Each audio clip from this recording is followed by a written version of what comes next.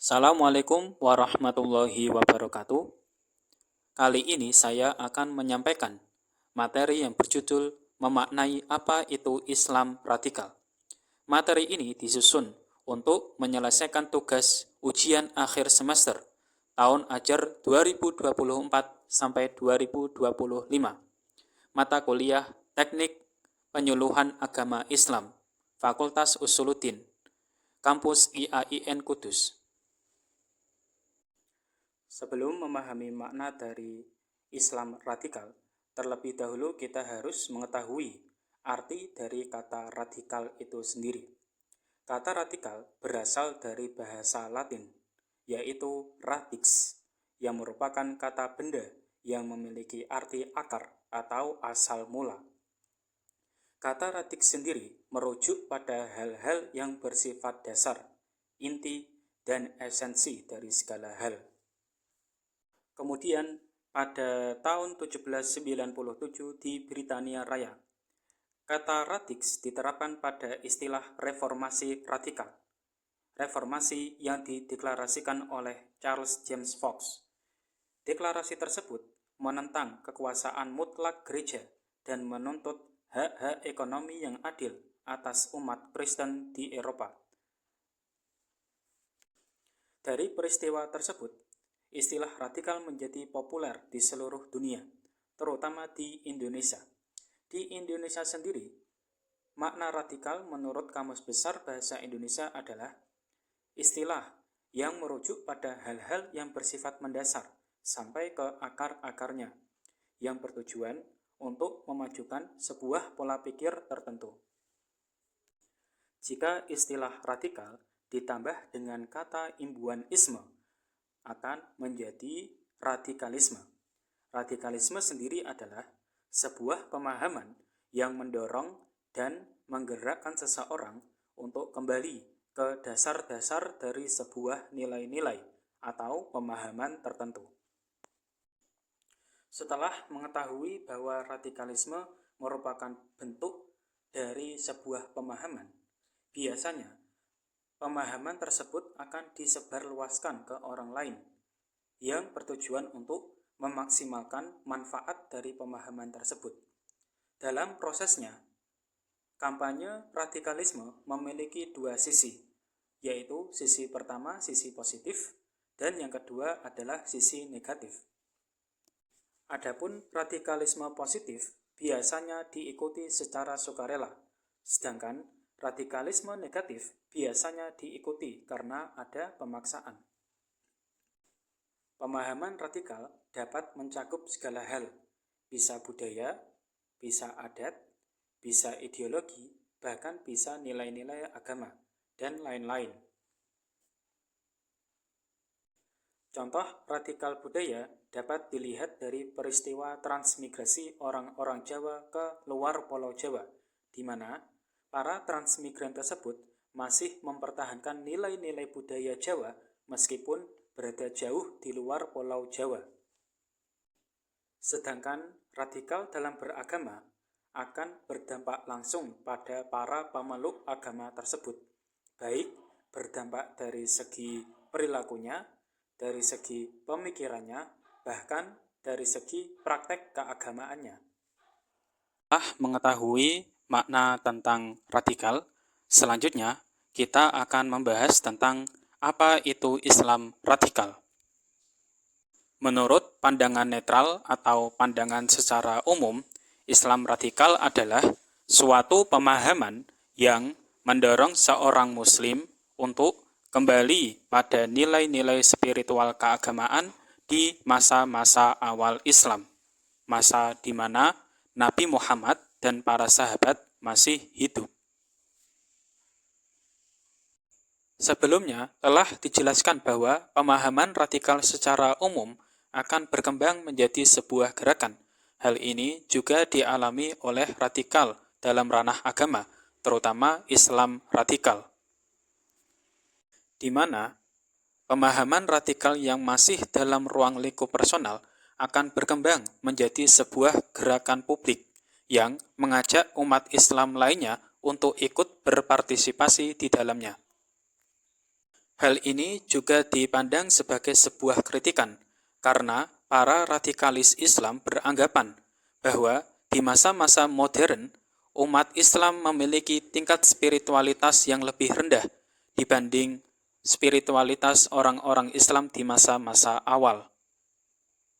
Namun, akhir-akhir ini, gerakan Islam radikal yang terbentuk dari kesadaran diri berubah menjadi sebuah gerakan yang negatif.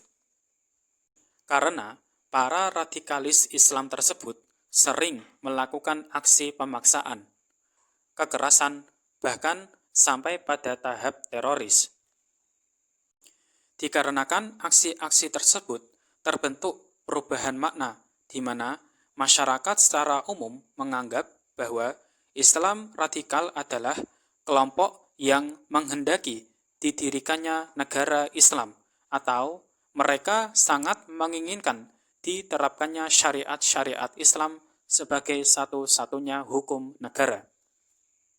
Hal ini juga sesuai dengan apa yang telah dibahas sebelumnya, bahwa gerakan radikal memiliki dua metode.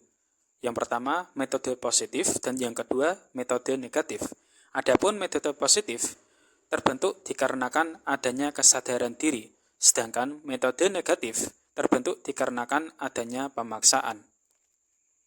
Hal ini juga diterapkan pada metode dakwah gerakan radikal Islam.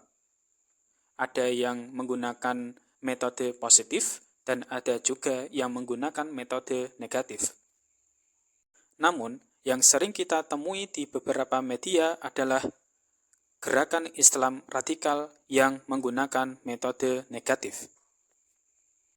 Tentu, hal tersebut sangat membahayakan bagi kehidupan masyarakat Indonesia, dikarenakan Indonesia merupakan negara yang sangat terkenal akan keberagamannya. Selain Islam, di Indonesia juga memiliki beberapa agama ataupun keyakinan lainnya yang mereka juga memiliki hak untuk mengekspresikan keyakinannya.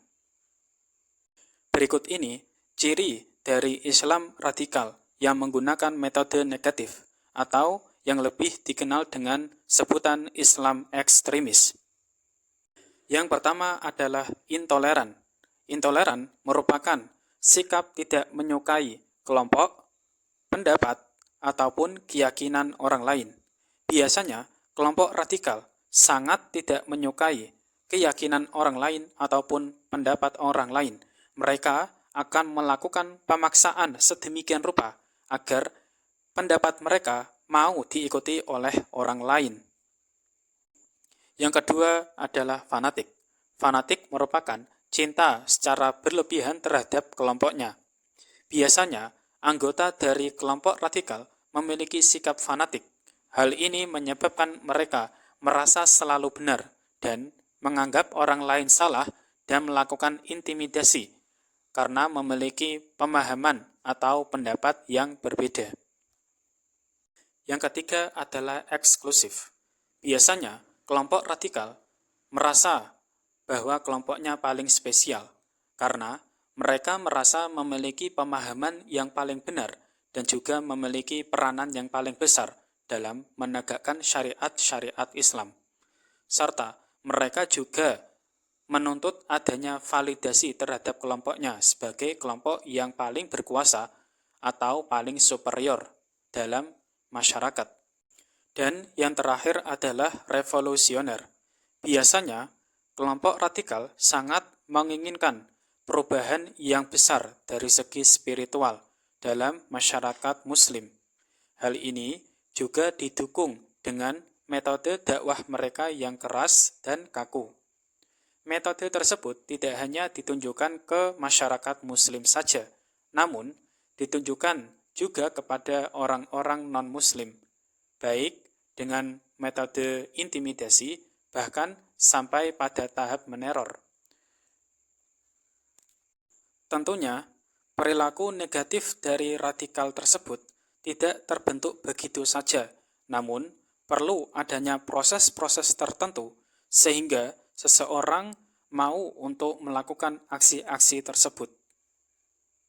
Sedangkan dalam prosesnya, narasi-narasi atau pesan-pesan propaganda memiliki peran yang sangat besar, di mana pesan-pesan tersebut dibalut dengan kesan positif. Misalnya, dijanjikan bidadari mendapat pahala yang sangat besar atau dipastikan masuk surga. Narasi-narasi propaganda tersebut disebarluaskan baik di ruang publik dengan dakwah secara tatap muka ataupun di media sosial dengan konten-kontennya yang memiliki kesan positif. Dan selanjutnya adalah bagaimanakah cara untuk mencegah atau menghindari dari pemahaman atau ajakan dari para radikalis tersebut. Yang pertama adalah dengan cara menangkal narasi radikal. Misalnya, ketika Anda diajak untuk ikut dalam kampanye negara khilafah, Anda dapat menangkalnya dengan narasi Pancasila untuk menangkal narasi-narasi tersebut. Dan yang kedua, Anda bisa mencegahnya dengan bersikap moderat. Moderat sendiri adalah lawan dari radikal ekstrim, di mana radikal ekstrim sangat intoleran dengan keyakinan orang lain. Sedangkan moderat memiliki sikap toleransi dengan keyakinan orang lain.